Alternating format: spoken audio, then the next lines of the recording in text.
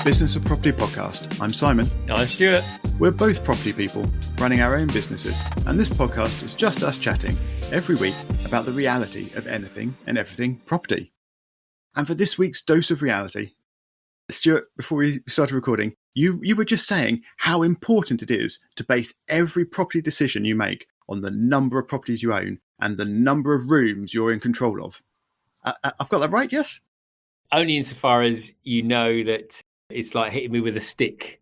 That's it's one of these things. It's become an annoyance because we've all done it at some stage, and I'm sure we've all been at events or meetings with friends and family where someone says, what do you do? And you say, well, I do property investment, property development, and the first question back is, oh, how many properties do you own? And I also was listening to some other podcasts this week, and someone said, oh, I own this many properties, and at the start I owned this many.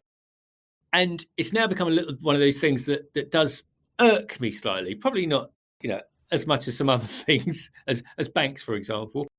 But it does irk me because it doesn't really tell us anything about the portfolio. So being the annoying person that I am, when someone says, "Oh, how many properties do you own now?" I don't answer the question directly. I just say, "Well, the company owns a handful of properties," because equally, people associate number of properties with wealth, and that if someone owns 20 properties or 30 properties, like poor Ben, for example, then we can assume that they're doing okay. But the number of properties doesn't tell us a lot. Because, for example, as we were chatting before, I might own one property and you might own 10 properties. And the immediate assumption is, well, clearly you're doing better because you own 10. But my property might be in West London and be valued at 1.5 to 2 million. Your 10 properties might be in the northeast or further up and be valued at 50,000 each.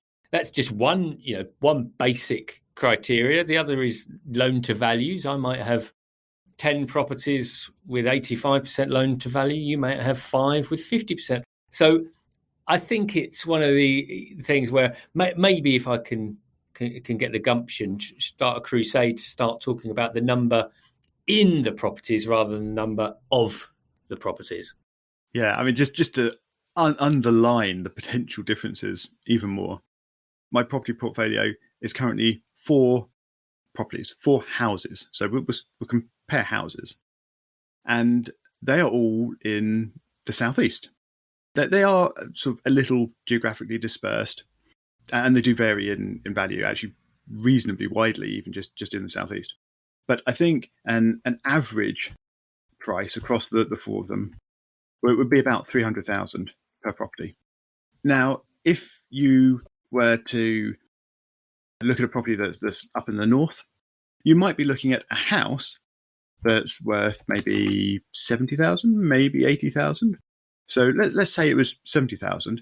So if you owned 4 houses up in the far north that were £70,000 each, your total house value would be 280,000. That's less than one of the southeast houses that are in my portfolio. So I mean, it's just crazy to simplify it so much down to just the number of properties.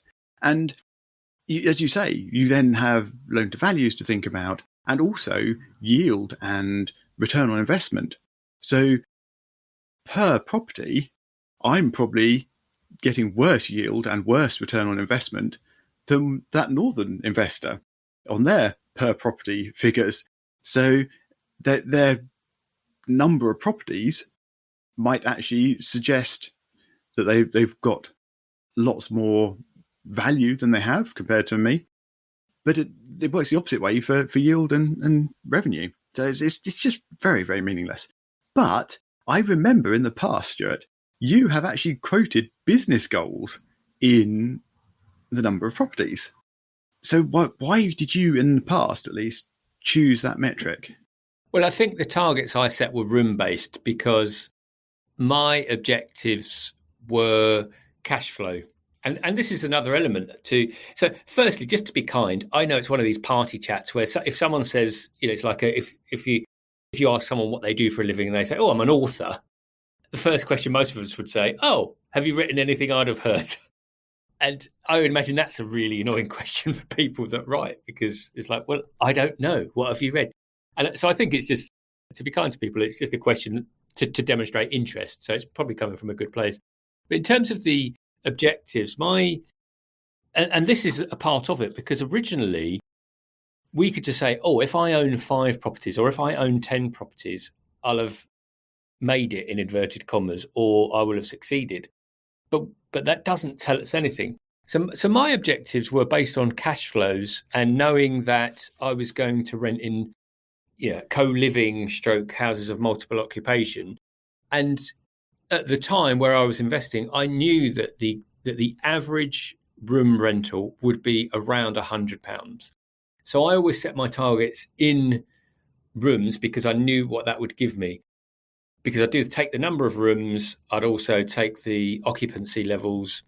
And by the way, it was very basic at the start, but I did know where those rooms would potentially net out. So I could net out of each room, give or take 30 to 35%. So those approximations in my defence were based on modelling out how many rooms I needed to achieve my net income goal a month. Of course, none of that really happened. It took a lot longer. I wonder, and I don't know if this is the case or not, but I wonder if you went from your income goals to sort of room goals, and particularly when you're discussing it with other people, to then quote it in the number of rooms, because it's often a bit awkward to talk about money, and if someone says, oh, what are your goals at the moment, you don't want to say, oh, I'm trying to increase my business by £5,000 a month or whatever. You can just say, oh, I'm trying to increase my business by 10 rooms under management a month. And it's just a bit vaguer, and I don't know, perhaps less real and less harsh in the conversation. Do you think that was part of it, or do you think that helped at all? Or would you be happy these days when you're trying not to quote rooms so much? Would you quote your business goals in monetary terms? Yeah, I don't have a problem with quoting the business goals. I think I probably just go very granular and share with people that is what I'm trying to do. I'm trying to, as I've shared on this podcast, we now got 59 rooms under management, and I'm sort of open about the fact that back in 2016, when I started in November, I set the goal of achieving 100 rooms in a year. That was nearly 6 years ago.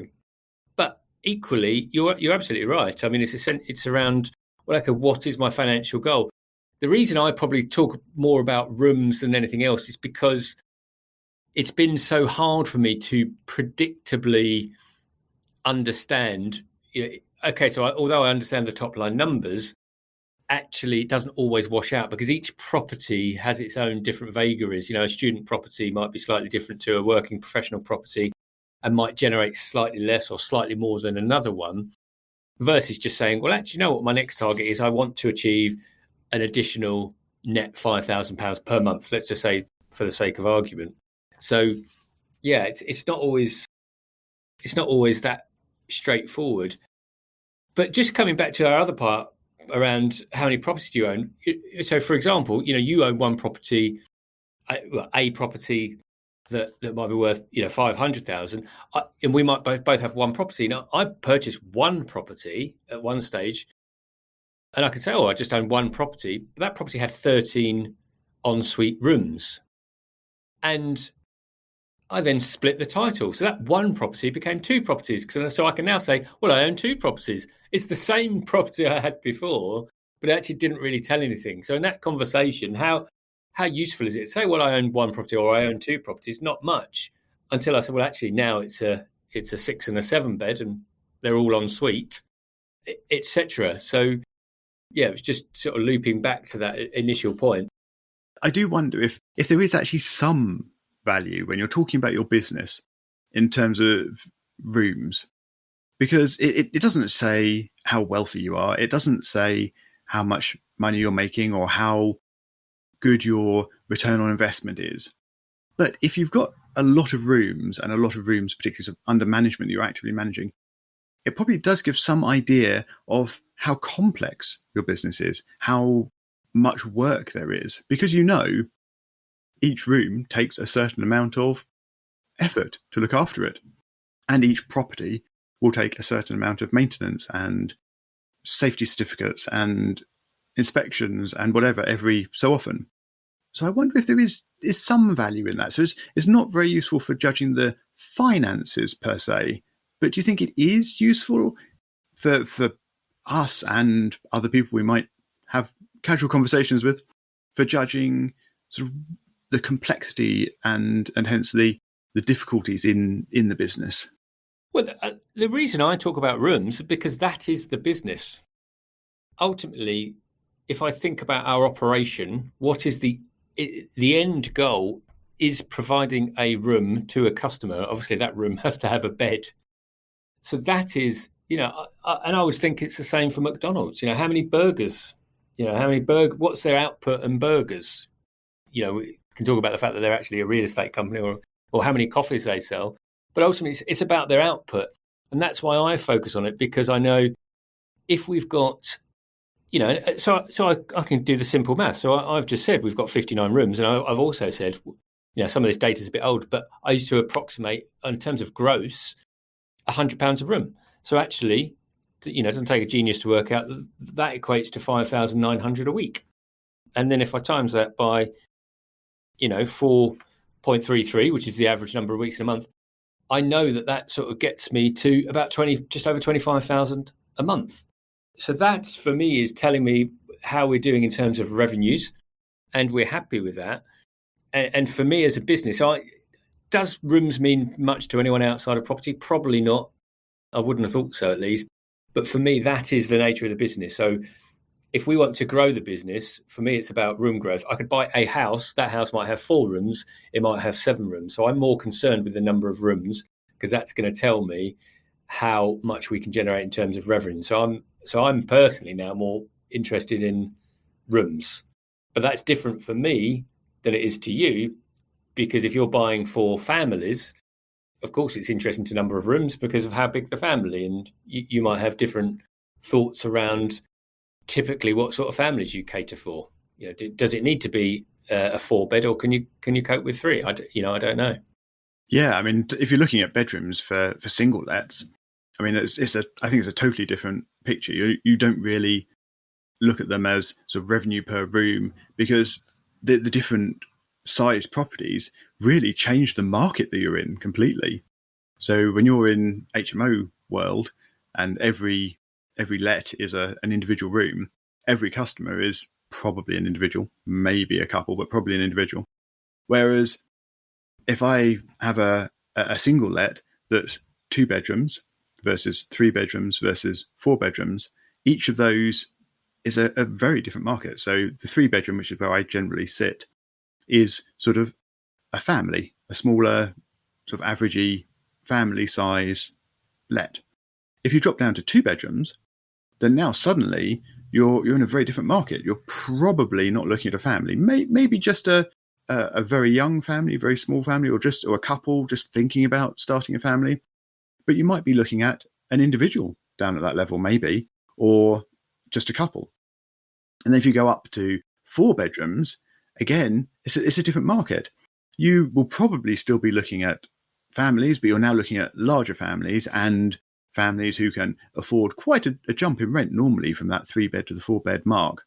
So yeah, I don't think you can really use bedrooms in single lets at all to describe the business or the size of the business, because it's depending on how they're distributed between the individual properties. You're just looking at totally different markets and different characteristics of those markets.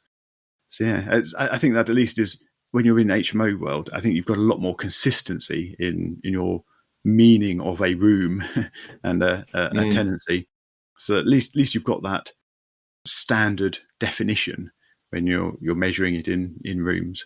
But maybe you're right, and maybe the fact that we talk about portfolio. So because you go to any property networking meet, and invariably that is the question. And I often think about how to creatively talk to someone about their portfolio without saying how many properties have you got, because actually it is difficult. So we started off on a bit of a rant about them, but it is difficult. So how do you start that conversation? And I tend to think, well, we're called the business of property. It's like, well, so how is your property business going? Bit like walking up to someone and saying, how many millions do you have in the bank? Yeah, yeah. And that's the other thing. I mean, having done research on people, I'm not a stalker, but if I'm looking at people to work with, or if I'm looking at buying a house, and I just want to understand the owner, obviously go into company's house, because if they've bought in company names, and I'll look at that. And balance sheets tell you a lot about things. Please don't go and look at mine. I'm joking. You can. I'm an open book. But it tells you a lot, and some people may be, my company is highly leveraged and other people's aren't. But it's like, how do you have that conversation? I often say to people, so how is the business going? Is it going how you want it to?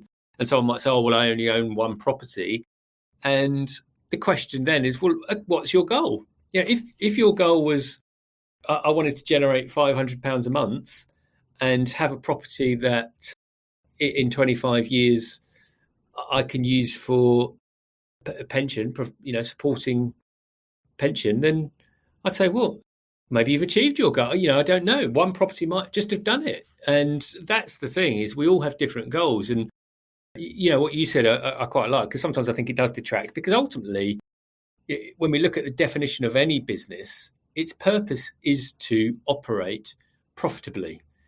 And I think, certainly in our case, I know we want to we want to make things better and we want to help people. But ultimately, if a business isn't generating money and it can't sustain itself, it's not a business, and it can't do all of the good stuff that we want to do. And I think sometimes, certainly from my own case, maybe it is a bit embarrassing. But, I've shared the numbers today just because we're having the chat about it. But equally, someone might go, oh, well, if your business is generating approximately 25k a month, you must be, rolling up £50 notes and lighting them.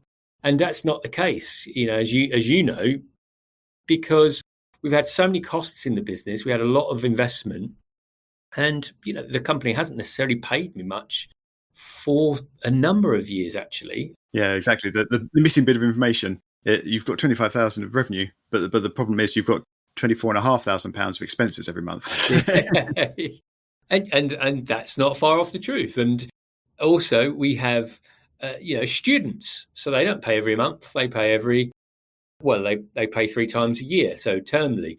So that puts challenges in the business, because utilities don't allow me to pay them 3 times a year. They want paid monthly. So it's like any other business, and that's why I like our podcast framing of the business of property, because it's like any other business, is that you have to focus on key things. And revenue is, as I remember Duncan Bannatyne once saying, revenue is vanity and profit is sanity. And that's taken me a few years to get to the stage where we're really trying to focus and hone down on the profit.